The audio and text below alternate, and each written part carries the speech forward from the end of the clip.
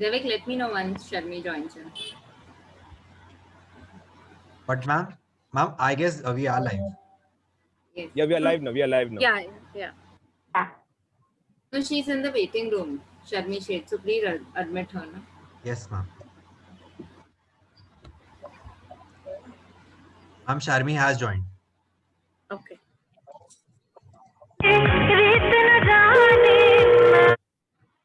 Please unmute Sharmi ma'am.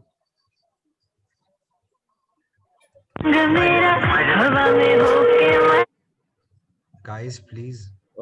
Puja ma'am आपका mobile बज रहा है वहाँ पे.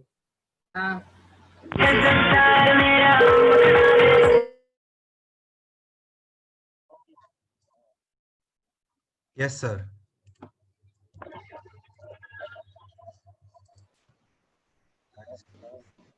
So I have muted सबको.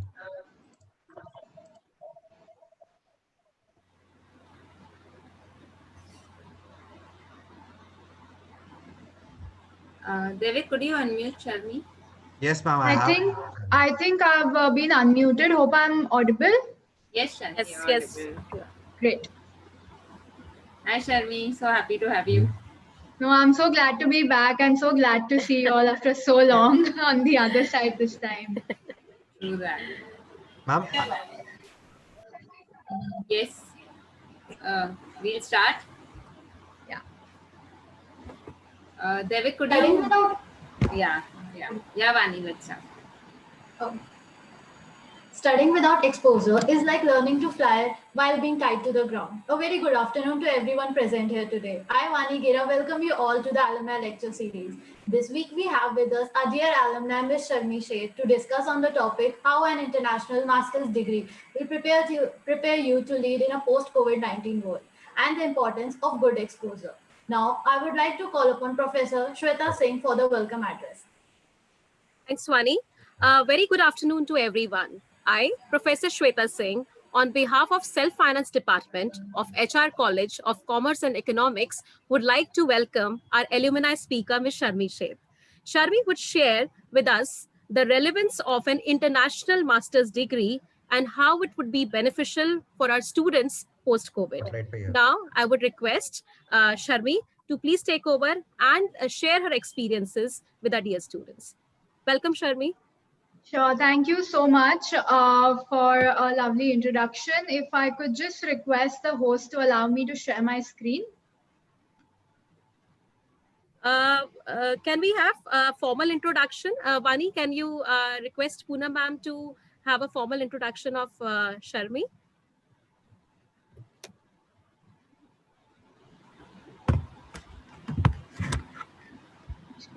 I think Vani is on mute. Okay. Yeah. I think Sharmi, let me introduce you before you start. I think this is the first time I'm introducing you like on an official platform, and it feels really good. It feels really special. So Sharmi holds a master's degree from the prestigious London Business School and a bachelor's degree from equally prestigious HR College of Commerce and Economics. She's a strategy consultant who has experience across education, consumer goods, pharmaceuticals, tourism, metals, and financial service sectors in India as well as in UK. She also works as a career strategist and is a partner at MIM Mentors. She's passionate about gender equality and women entrepreneurship and has been a speaker at a National Women's Leadership Forum and various other platforms. So Sharmi, really happy to have you back, and now it's all yours. No, thank you, Poonam ma'am. Thank you so much. That was beautiful. I'm not sure if actually, if somebody can just allow me to share my screen. I had a presentation which I want. Is it? Can you check now? Yes, now I can. Just give me a minute. Yeah, I hope my screen is visible.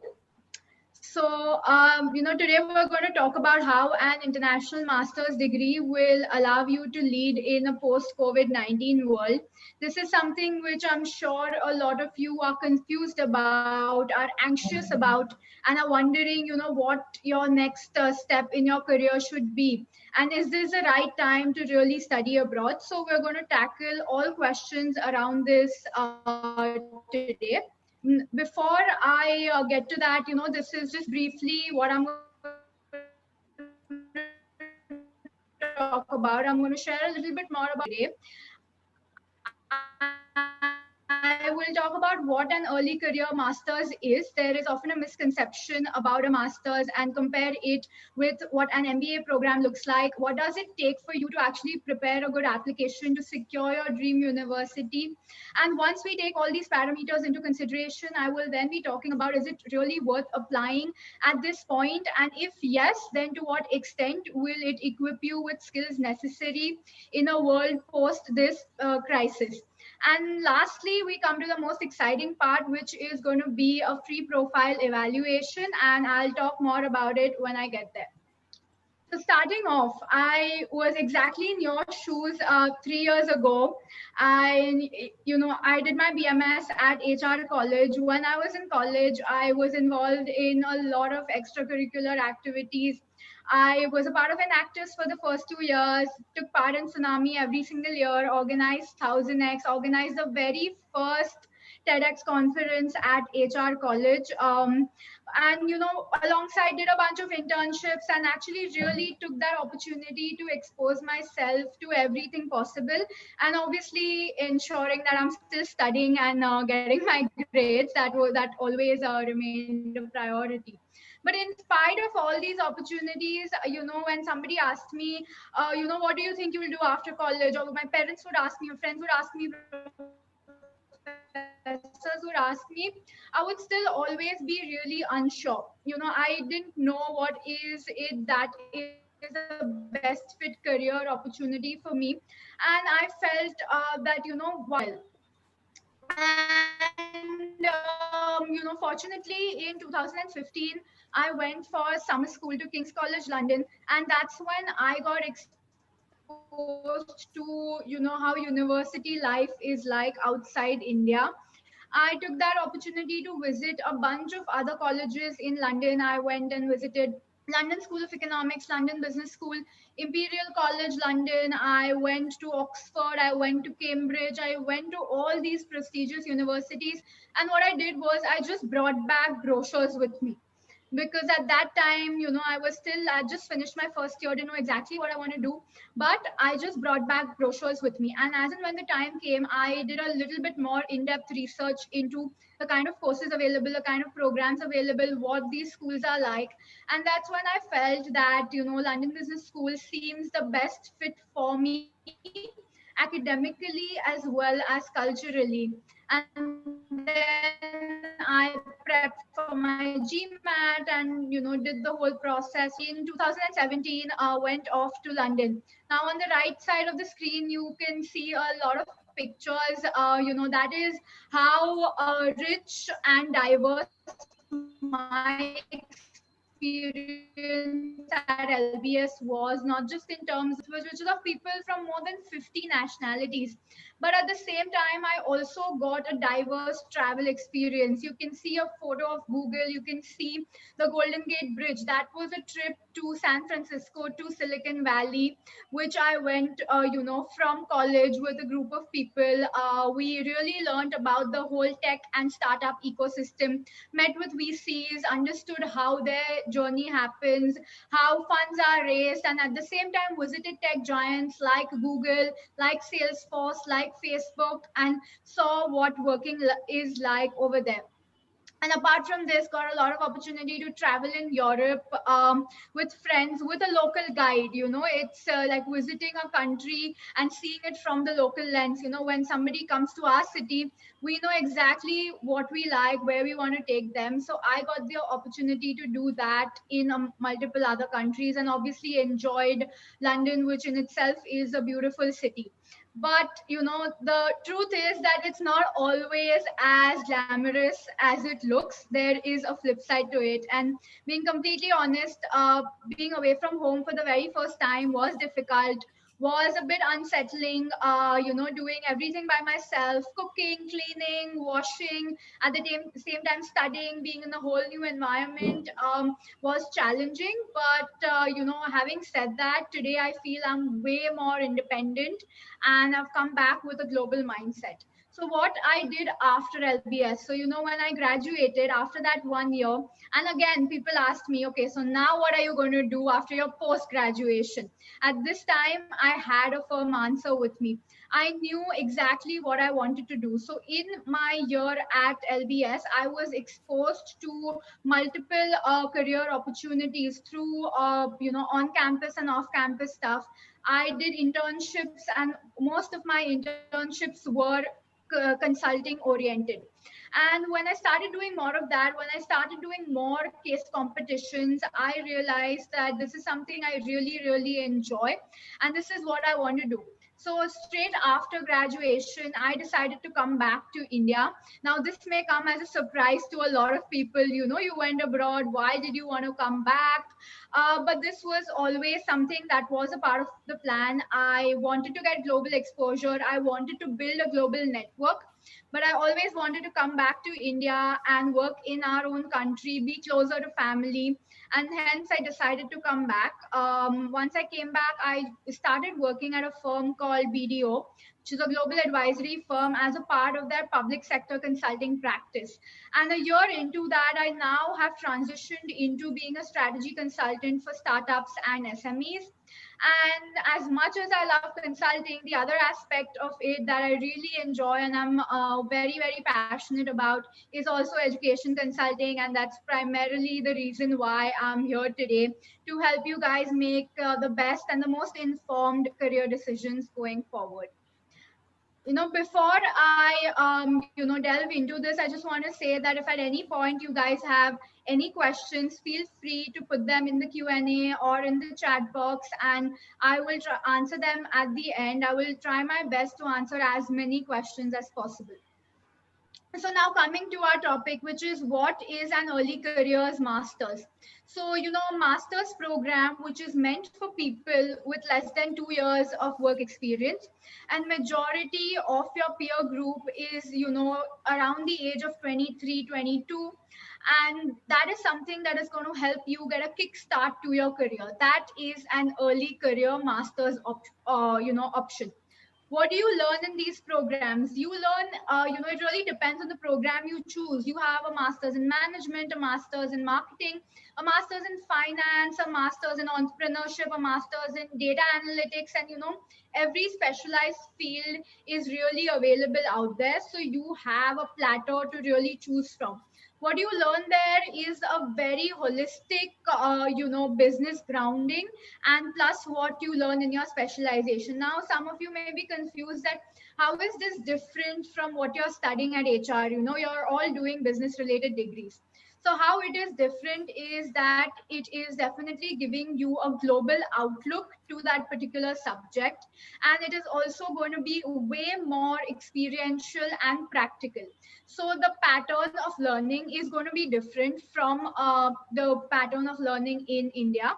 And that is what is going to be the most unique part about their curriculum. And the other fact that I would like to highlight is that you can specialize in literally anything that you want by choosing the right electives. For example, when I was at LBS, there was an elective called real estate management. So somebody who knows that you want to take a career at a managerial position in the real estate sector, you do that. There was something which said a family business elective. So for those people who want to really come back and be able to grow and take forward their family business, even that is there. So everything and anything is available in most universities. And the duration of this program can range anywhere between 10 months to 2 years, and in some cases even 3 years, because they allow you to take a gap year. So it's completely up to what your personal preferences are.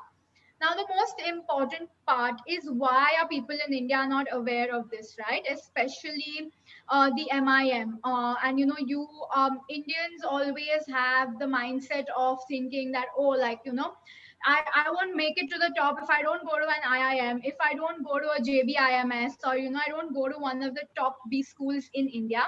But to clarify, these courses are comparable and equivalent to the PGDM courses available in India and very well accepted by recruiters. Now, the reason people have not heard about it much in India is because of people having the mindset of saying that, okay, it's just the MBA. These kind of courses were used to, like, a decade ago, used to be very, very Europe centric. However, over the years have really grown, and most Indians who go abroad really prefer to go to the US. It's always like, oh, I'm going to go to America. But pattern is changing, times are changing, and even the US has adopted the system of early career masters. So some top universities in the US, such as Yale, Duke, Kellogg, etc., Babson, are giving these programs. So overall, it is a growing phase for the early careers masters, and it is exponentially growing. And from my own experience, I can tell you that a decade later, it will be as equivalent as the MBA in terms of its popularity. So here's everything I've just spoken about. At any point, this is a lot of information, I understand, at one time. Feel free to, like, take pictures, take screenshots, or anything that may help you guys for your reference later on. Now, okay, another big myth is that if I do a master's right now, then will I be able to do an MBA later? Should I, do it now, or should I just apply for an MBA a few years later?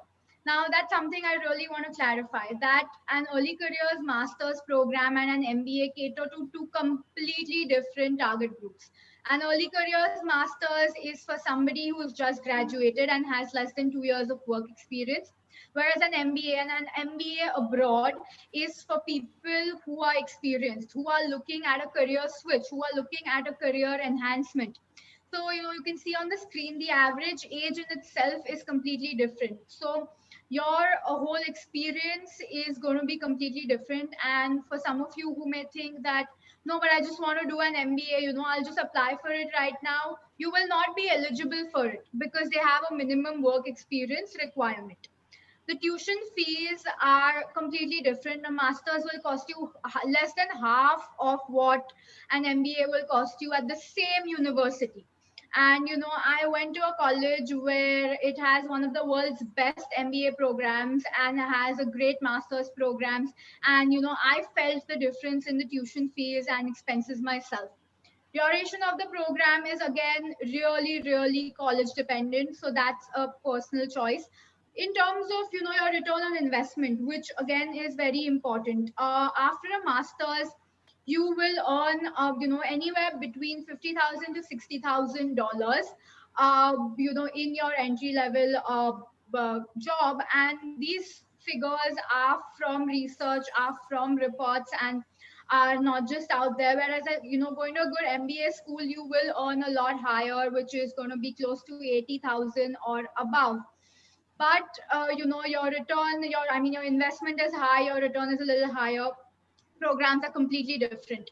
In terms of its popularity, like I mentioned earlier, because the MBA has been around for a very, very long time, it is ingrained in our minds, and we've grown up thinking, oh, he did an MBA. Like, it's just a psychological pattern that we've developed. Whereas the master's is something which is new, which is unique. But to me, it really caters to the need of the hour.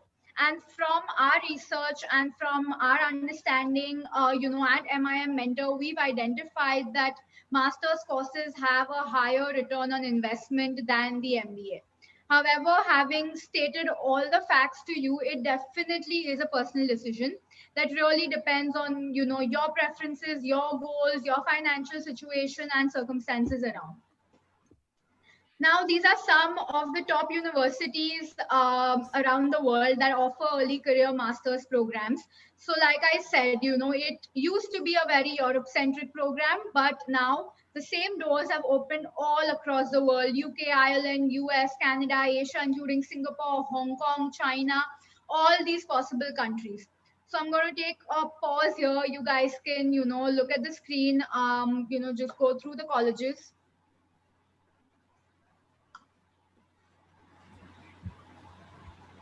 All right. So moving on. Now, how do you select which school is the right fit for you? It's very simple. There are four factors which you need to take into consideration, which is the location, the reputation of the university, what the program is, and what are the opportunities you get after graduation. So you need to understand that, are you somebody who's going to be okay in a really cold environment? There's a great college in Canada, but are you going to be okay in the minus 40 degrees? Is that the right environment? Is that suitable for you? You AGC Paris, ESSEC, and all that. These all are great universities in France. But are you somebody who's comfortable with French? Will it be a barrier for you? If yes, to what extent? These are some factors that you need to consider. Reputation and ranking is again very important, not just in that particular country, but in your country. So at any point, if you wish to come back to India, you need to make sure how well recognized and known is that college in India. Program structure, program, logistics, cost, flexibility, etc. is again very cost dependent, and something where you have to decide what you like and what you don't like. And in terms of opportunities, you have to not just look at your very first opportunity right after you graduate, but also lifelong opportunities. To what extent are the college's career services supportive? For me, LBS has a career center which is specifically dedicated to alumni. So even today, if I need interview prep, if I'm stuck, I want to speak to a career coach, I can reach out to them, and all these things are absolutely free. And again, the alumni network. So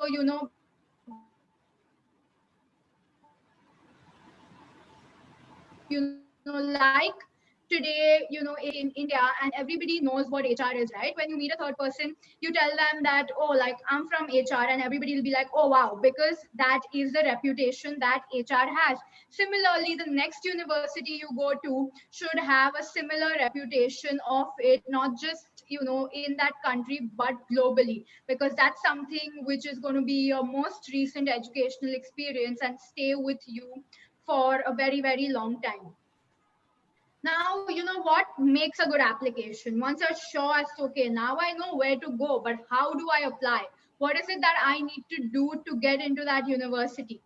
First thing is your CV and your profile. It needs to be very holistic, very well crafted. It needs to include your academics, of course, in all your experiences, your work experiences, your internships, anything else that you've done in your extracurriculars, any leadership experiences that you have, any festivals you've taken part of, any other, if you're the head of any clubs, any committees in college, any volunteering experiences you have, any additional courses or certifications you've done, all of that needs to go into your profile. Next comes your GMAT and GRE. Now you may ask me, oh, like what is a good score? A good score, there is nothing like a good score, but what I would say is an ideal score would be around 700 in GMAT and 320 in the GRE. But this is also very dependent from course to course.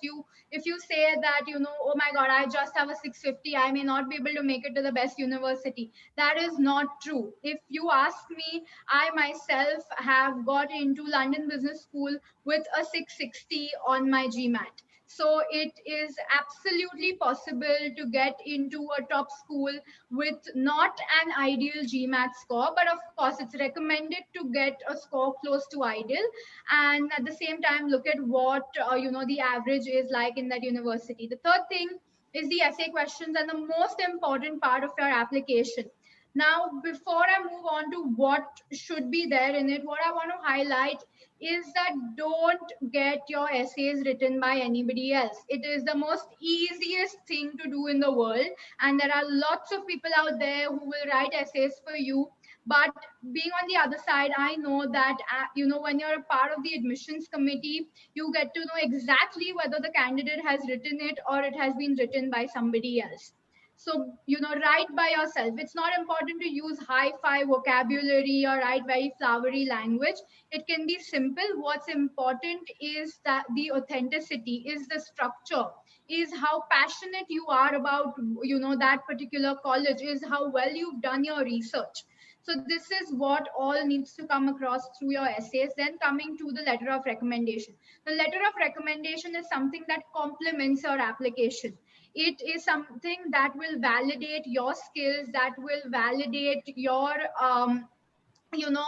achievements to the admissions committee from a third person. This will come from your professors or from your internship supervisors if you've had any.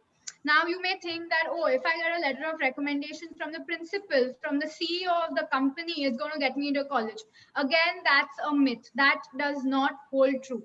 What's important is the relationship you share with that person, the rapport you have, and to what extent that person can vouch for you. So designation is not important. It is the content that comes across through those letters which will hold most value. Because you may know that who the principal of your school is, right? But a university in America is not going to know, and for most part of it, probably not even care about it. So just choose the person who you think can attest and vouch for you, and not somebody who just holds a fancy designation. Last is the academic transcripts and any other documents. Make sure you have all your transcripts attested and signed, stamped from college way in advance. And other documents include any certificates that you have, your passport copies, etc., etc., which may or may not be needed at the time of application, but it's best to keep them handy. So here's a summary of everything I've just spoken about. It's a lot of information. Feel free to just take a screenshot if you'd like, and if you'd want to refer to it, it's a very good summary guide to making a good application. Now, how do you go about deciding what to do when? So first thing is decide that, which are your target schools. Your target schools, typically should be between 5 to 7. That is a safe number of schools to apply. Anything less than that may become, too risky. Anything more than that may become too time consuming and may actually take your focus away. So you have to categorize these target schools into your dream schools and like your backup or your safety schools. So what I mean by that is, dream school would be a college where you feel like, oh my God, I would have loved to be here. This is the ideal place I want to be at. But you may be a little unsure as to, will I really, make it, or will I really crack this application? That is something which makes a dream school. That is something you have to strive for. That is something you have to achieve for. And a safety school or a realistic school is a school which you feel that, I mean, this is a great school and I'm confident that I should be able to make it here. That is, your school or your safety school. So ideally, I would recommend, sort of ranking these based on your order of preference. Make a simple Excel sheet. Look at the deadlines for each of these colleges and look at the requirements. Make that Excel sheet and then work with it. It will make work very, very easy, very structured for you, and avoid any last minute hassles. Once you have that, you understand the GMAT, GRE requirements, essay requirements, start working towards it. Now, it's also possible that you may not require the GMAT or the GRE. So for many masters in marketing courses, especially, most colleges don't require the GMAT. So if you're somebody who's interested in a course that doesn't require the GMAT, then great, like skip that and start directly with building your application. Now your CV, essays, and letter of recommendations, it needs to be a package. All of that needs to complement each other. It needs to be in a flow. It needs to flow like a story. As to if somebody doesn't know you through these 3 pieces of information, they should be able to get to know you as much as your friend would know you, or as much as a professor would know you. And once you've put your application in, start preparing for your mocks.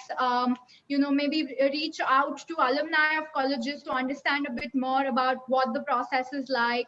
Practice mocks with your friends, practice mocks with a mentor, practice it with your family, or just practice it by yourself with a screen, with a mirror. And once you have your decisions, then that is the most exciting part, because then you're just like really looking forward to go. And that's briefly about it.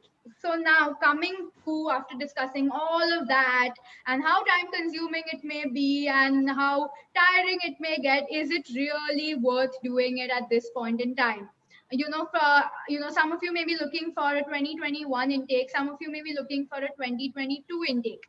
Is it worth applying right now, given the whole COVID-19 situation?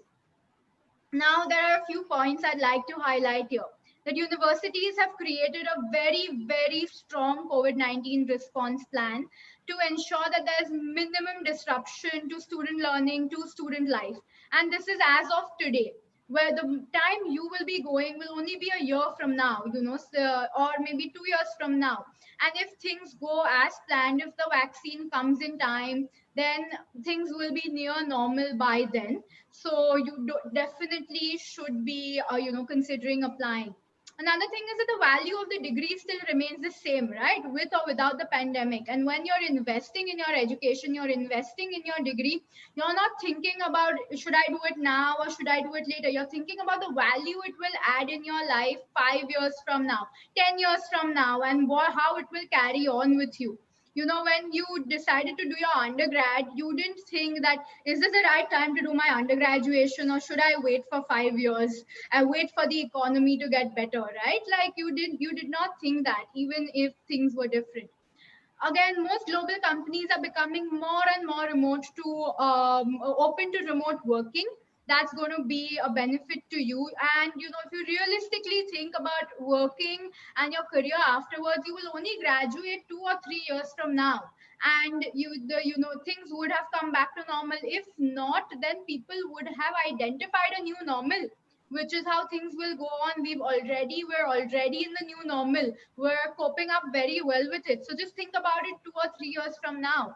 It will not make a difference about, the COVID-19 is a short-term uncertainty. It will not make a difference in your long-term career plans. And there are sectors which are really, really booming, such as healthcare, tech, FMCG. These are some areas which are really booming. Now, talking about how will this degree prepare you for a post-pandemic world? To what extent will it add an advantage to you after you graduate compared to your peer group, compared to most other people your age? One is that it will provide you global employment opportunities. We are moving towards a remote working environment. So even if at any point you choose to come back to India for whatever reason, and say you want to work with a company in the UK, now that particular company in the UK may be willing to onboard you, but would want to make sure how well will you cope up with a diverse team with people from 10 nationalities? How well will you cope up with their work style? And if you've studied abroad, you definitely will be able to cope up, because when you're at university, you're studying with people from, all sorts of backgrounds, all sorts of nationalities, and hence it makes you globally employable. You will always be a step ahead of your peers, in the sense that right now there is a very, to be very frank, the applicant pool has reduced because of this fear of uncertainty that people have. Now, if you are one of the few people that graduate, way more qualified than most people your age, and that added advantage, that competitive advantage will something that stays with you for the years to come. And another thing is that when you're at college, you have really exciting startup opportunities. Most colleges have accelerator incubator program, and this is a time where innovation is at its peak. There is a paradigm shift that is going to come very, very soon, and this is the time that you want to be in the heart of that change happening. And when you go to a university abroad, you will be able to volunteer with these companies, you will be able to do an internship there. And I have friends who have founded companies right, in the B school. They have secured funding from the business school. So that is also a possibility. Talking about robust skill set, so your skill set, when you develop a skill set, it is going to help you when you develop this pattern of learning and continuous unlearning, because we're living in a world which is so fast changing. So while learning is important, unlearning is also very, very important. So at this time, if you get used to that mindset, it is something that will equip you with any crisis, with any change to come in future. And my very last point is something that when you learn through a pandemic, you develop the ability to be a lifelong learner, because your mind gets attuned to continuously changing, to continuously thinking of what's next to do, how to adapt, how to evolve. So these are some of the reasons, broadly, why I personally strongly believe that doing an international master's degree right now is a great, great choice and will not make a difference to your long-term career. However, if you have any specific questions, I will be more than happy to answer them. I will try my best to answer as many as possible. Now coming to this bit, which is the most exciting bit, which is a pre-profile evaluation. Before I get there, let me briefly talk about where I come from. What do I do at MIM Mentor? So at MIM Mentor, we're a small organization which is a group of graduates from some of these top universities who have done their early career masters. And it was a team of 4 people who started it. And what they realized is that while a lot of people are applying abroad, but they realize the importance of getting into your dream school is monumental, and identifying your dream school. Now, what's most important there is a cultural fit. There are, whether you resonate with the culture of that college, with the learning style of that college. Some programs may be very case study oriented, some may be extremely presentation oriented, some may be extremely experiential, where you have to compulsorily work with a company for 6 months, 1 year in the middle, whereas some may be very exam driven. So which of this is a best fit for you? Some may have a class size of like 50 people, some may have a class size of 500 people. So we realize that it's important to understand which college is the best academic and cultural fit for the students, and we mentor them and help them with that, right from identifying your colleges to helping you build the right essays, craft the right stories, prep for your interviews, also help with scholarship applications, and any kind of guidance that you require. But before that, we offer a free profile evaluation. You can go on our website, which is mim-mentor.com. It's right out here. You go and straight out there, you'll find this button which says claim your free profile evaluation. It will take you less than a minute. You have to fill in a simple form, and somebody from the team will reach out to you. They will answer any questions that you have. There will be a 20 to 30-minute call that will be scheduled, and they will help you identify any gaps in your resume, anything that you should do, or what you should do, when you should do.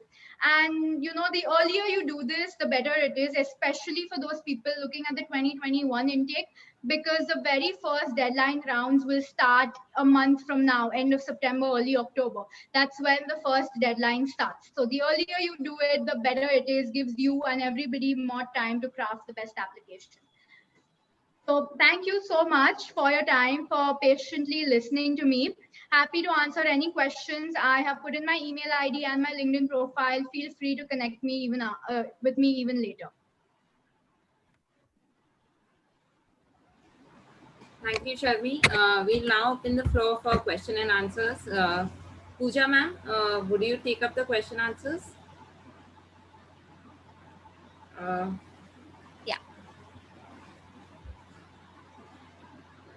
So someone is asking, does UK have an upper hand in masters due to Brexit? So I would say, UK in terms of Brexit. So let me just explain, the implications of Brexit on an international student. And if you as an Indian had to go and study in the UK. So earlier, what used to happen is in terms of employment, especially for everybody from the EU, it would be very easy for them to get the jobs. And because there was a sponsorship and a visa limit, international students, especially Asians, would find it slightly difficult to secure the jobs because there would be limited number of sponsorships available. However, from this academic year, from the 2020 intake, UK is giving an additional 2 years of visa sponsorship to anybody who goes there to study in any university. So I would not say that it doesn't have an upper hand. I think all colleges in different parts of the world are unique. They have something or the other unique about themselves. But for students going from the following year, there definitely is a visa advantage, which maybe I didn't have, and the people who went before me didn't have. Okay, Sharmi, I think this is a very common question which someone has asked. Is it better to work first, then go for masters, or finish masters and then work? I explained this in my presentation at some Yeah, point, you've but already answered. yeah, like quickly repeating it, an early career masters is meant for you when you don't have any work experience, or when you have very, very limited work experience, which is about a year. So if you're planning to go for an early career masters, I would recommend you to go straight after your TY, or probably a year later at max. And the reason being is that if you go maybe 3 years later, 4 years later, for some colleges you may not be eligible, and for some that may even intake you will be like you'll be overqualified because most of your peer group will be younger or will have less work experience, and at that point it may not be the best fit for you. Right. Okay. Okay, there is one question. How do you build your CV for getting academic or extracurricular scholarships? So there are a lot of scholarships available which the universities provide, and there are a lot of other organizations outside as well which provide scholarships. And how you build your CV for that, very briefly going through it, is your academics need to be absolutely strong, especially if you're looking at an Indian organization for a scholarship. Make sure you have a high GMAT score, or a GMAT score that is above average. So if a college average is around 700, try to get a 720, try to get a 740. Try to show as many leadership experiences as possible. And if there is a sport or an extracurricular activity that you have excelled in at national level, at international level, very most definitely highlight that. And something which a lot of people also do is, if you've started any kind of an initiative, if you've started an organization while you're at college, you have any entrepreneurial experience, that again adds a lot of value. Before Pooja ma'am, you take up the next question, can we spotlight Sharmi's video and disable the screen sharing? Yes. We'll just oh, video is already spotlighted. I'll just disable the screen. She will have to stop the screen share. I've stopped it. Yeah. Yes, now it's not. Now it's fine. Yeah. Thank you, Sharmi. Okay. Our next, okay, there are many questions lined up. I think we'll take a few, depending on the time you have. There was a concept recently launched that being in India, you can take a degree from abroad. Okay. What about it? So I think she's trying to ask that should we do that, or will it add as much value as it would going there? So, I mean, to be very honest, if you're just looking at gaining academic knowledge, then, you can be in any part of the world and learn from anywhere, right? We have tons of online courses available today. But what makes a university degree different is the holistic learning that you have, the learning you have from your peer group, the learning you have working with people with different styles, different backgrounds, the opportunities you get in that particular city. For example, when I was in London, I was in central London, the proximity I had to companies, to corporates, the interaction I had with companies regularly coming on campus, the career fairs that I had, the kind of, I mean, just living alone was an experience in itself, right? Because as most Indians were used to like staying with family, being very pampered, having staff to do a lot of our things. So becoming more independent, becoming more responsible, developing a global mindset. So I think the learning by going abroad is not just limited to your academic learning, but is very, very holistic. And that experience can't be replicated by being at home in India. Okay, there is one question. Does Masters in Management require GMAT, and how is Warwick University? Masters in Management does require GMAT for for a lot of universities. London Business School, London School of Economics, HEC Paris, INSEAD, all of these have a mandatory GMAT requirement. However, there are some colleges which don't have a mandatory GMAT requirement, and to the best of my knowledge, Warwick doesn't have a GMAT requirement. Warwick is a very, very good university. It is one of the topmost universities in the UK, and it is slightly further away from London. But in terms of its campus life, in terms of its alumni network, it is great. I've had some friends and some clients who did go there, so it is a good choice if that's something you're really keen on. Okay, someone's asking, I was told by a counselor that I might get into Leeds Masters in Finance without giving IELTS or GMAT. Since I scored good in my 12th, what would you suggest? No, so I don't think that is true. Your 12th grade marks don't, they hardly matter at your postgraduate application. The academics that matter is how you've performed in your 3 years of your bachelor's degree. Whether you've consistently performed, or there has been a steep, like a consistent increase. What your CGPA is, what your grades are, that's what matters the most. In asking about GMAT and IELTS, GMAT again is very program dependent. If the program doesn't require a GMAT, then that's great. But in terms of IELTS and TOEFL, these are language examination, English language examination. So this is more for a visa purpose than for the college, because if you've studied your higher education, your education in English, then the college is not very picky about it. They're usually okay with ensuring that your English will be fine. But in certain cases, for your visa approval and requirements, it's recommended to give the IELTS or the TOEFL. Okay. Okay, someone's asking, is it better to opt for an MBA from top B schools or masters abroad? I think they mean top B schools in India or masters abroad.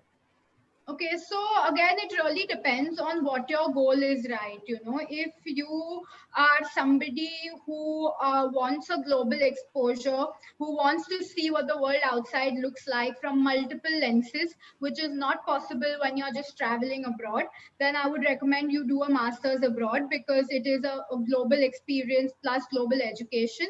No doubt, India also has some of the best, B schools. There are the IIMs, there is ISP, there is JVIMS, but again, it's a very, very different pattern of learning. It will be very similar to what you've been studying at HR, or you would study in any undergrad course, and you will be with people who are very similar to you. And for me, where maximum learning happens is when you're pushed out of your comfort zone, when you are with people who are not similar to you. That's when you start thinking from multiple hats, as opposed to being with people who are very, very similar to you. But again, it's an extremely personal choice. If you feel you will be more comfortable in India, then definitely go for it. Okay, someone's asking, which is the best country in terms of stay back? Which is the best country in terms of stay back? So if you ask me from a visa perspective, Canada, has one of the most sought after visa rules. UK again has now developed their visa rules, and you have a 2-year permit. And if you're able to prove yourself in that 2 years to your employer, then your employer will most definitely sponsor you. And similarly for most of the other European countries as well, France, Germany, Denmark, Italy, etc. It is relatively easier to get a visa, to get a permit, to get a job. Most people there do end up getting employment opportunities after they graduate. So I think, in terms of ranking, I would probably say Canada top, and then the others, because with the others countries, there's still political tension going on, right? Like US is a whole different ball game right now. But maybe I'll be able to comment better on it after November, once the elections happen in the US. Okay, so someone has asked that only. Due to Trump administration, is US still a better option to study abroad? I think you've already answered the I think question. you wait for that till November. But what I would like to tell you is don't hold on for your applications until then. You know, maybe like apply to a mix of countries, and once your decision comes, if it feels like the political and economic time, then choose the other option. But that doesn't mean that you should delay your applications, because that just means that it reduces your chances of acceptance. The earlier you apply, the better it is. Okay, someone wants to do a master's in luxury brand management, but she's not able to find the right college. So would you be able to suggest something? So for luxury brand management, there are, Milan is the best place for luxury brand management. It is the fashion capital of the world. So any college that offers that course in Italy, especially in Milan, would be a great choice. There is also a London School of Fashion at University Arts London, which offers a luxury brand management degree and diploma that can also be looked at. But if you have like more specific questions, feel free to connect with me offline. Okay, there's one very interesting question. If you have to take up family business after your master's, which course would you suggest? And after working over there, like that person wants to work over there for a year or two and then come back and take up family. So for family business, the depends on what your family business is in. For if it's into financial services, then the right choice would be a finance. If it's like an advertising agency, the right choice would be marketing. But if you're just talking from a managerial entrepreneurship perspective, then the most definite choice would be a master's in management or a master's in entrepreneurship. With a master's in management, you get a flavor of everything. With a master's in entrepreneurship, it is a bit more driven towards building your leadership and your managerial skills. And some colleges even offer LBS offers a family business elective, and so do many other colleges. So I would tell you to pick between these two. Okay. I think Rahat has her hand raised since a very long time. Can you tell me about Masters in International Business and Management? So, Masters in International Business and Management is nothing but another name for a Masters in Management. Some colleges call it International Management, International Business, Global Management, Masters in Management. These are all very similar to each other. It's just based on what the university calls it. It's same like a BMS and a BBA, right? We all know it's similar to each other, but it's just that different universities call it different. Okay, Sharmi, how much time do you have? Because there are a lot of questions. Should we just Maybe we can all? take like 3 last questions, or I'm okay if participants are willing to stay on for a little longer. I'm okay to extend it for another 15 minutes. Oh, perfect. Thank you so much. No worries. Okay, what are the courses one can do after completing early career masters? Okay, I don't know What are the courses? Yeah, one can do after completing early career masters. So after completing an early career masters, you honestly start working. I think you at that point really take a break from formal education. But in terms of online learning and courses, it's never ending. Like at any point in time, if you ask me, I am always doing an online course. And that really depends on your interest. It depends on the industry you get into and what the industry calls it. It's not to learning or not learning anything. It's an open field, and you're totally free to keep learning for as much time and as long as you want. Okay, there's one question. Which is the best college for translation studies? Best college for translation studies. I am not the most sure about what that question means, but if there are global Language. masters programs which are sorry. I think with respect to languages, like if they want to learn Okay, multiple languages. with respect to languages, so there is a university in if you're interested in Mandarin, there's a university in China called Tsinghua University, which is the best for Chinese business. So a lot of people who have like businesses and deal a lot with China prefer to go there to improve their business Chinese. In terms of other languages, I think this is a non-management question, so may not be the best for this forum. But in terms of like language learning, the LBS offers a global masters in management program where you do 1 year in London and where you do 1 year in China, where you have to learn Mandarin. Similarly, a lot of European universities and Singapore, they offer the SEMS program, where it's a cluster of universities that offer the SEMS program, where you get in through one university and then you can do semesters abroad in other countries at other universities. Some of the partner institutes, include NUS, include HEC, include LSC, and a few others. So from a managerial perspective, these are some programs that will offer you that diversity in language as well. Okay, are universities changing their policies because of COVID, just like eliminating application fees or GMAT requirements? So some universities, yes, some universities have come in with a GMAT waiver at this point in time.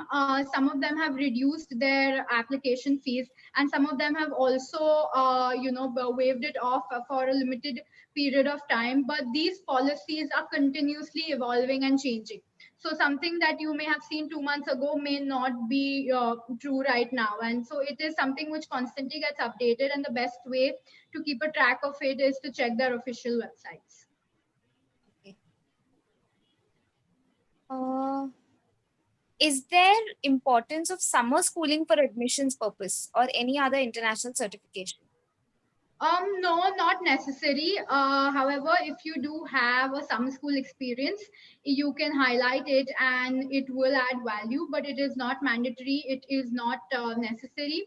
I'm not sure what you mean by international certifications, but if you mean in terms of academic certifications like courses, online courses from other universities, if that's relevant to the course you're applying for, yes.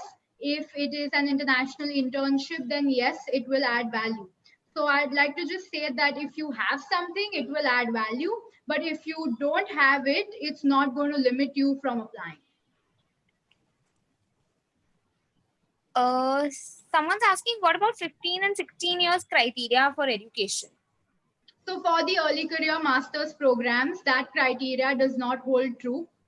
And in in Europe, definitely not even in the US for early career master's program. That criteria majorly applies for a few MBAs in the US. However, over the years, that relaxation has also come in, and most colleges are not as strict about it as they used to be a decade ago. But for the early career programs, not at all. Okay.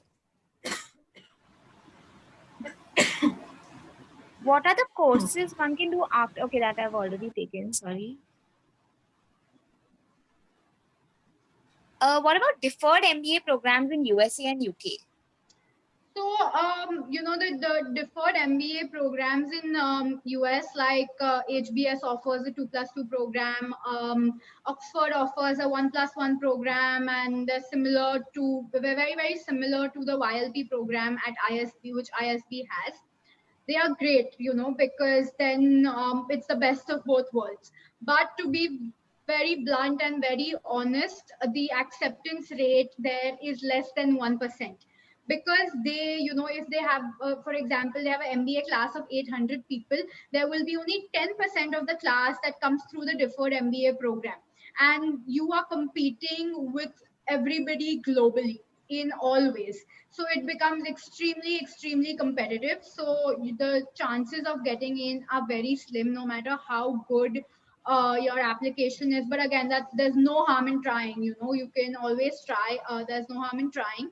That's one thing. The other thing that I'd like to highlight about that program, and this again is a personal choice, but it's I'm just here to share information, is that when you graduate from that program, you will have an MBA degree, but most of your class will have 4, 5, 6 years of work experience.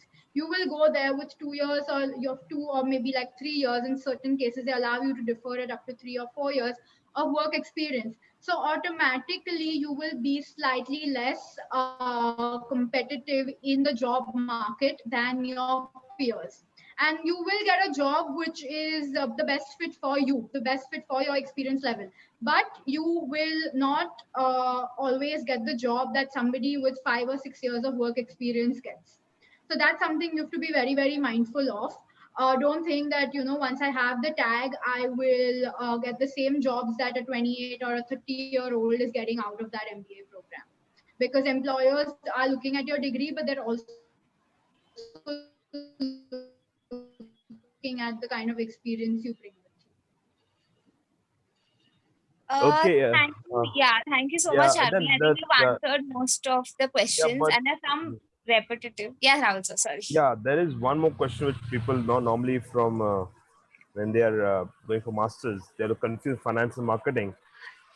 So they're asking a question which is there from Rat Mirani is asking which is the best country for finance and also marketing.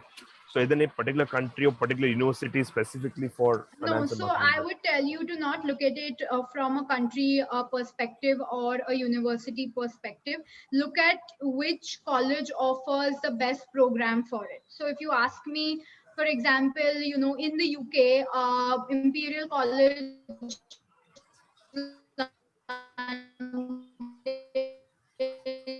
is one of the best for its marketing program. King's College offers a great marketing program. University of the program, evaluate the employability from that program.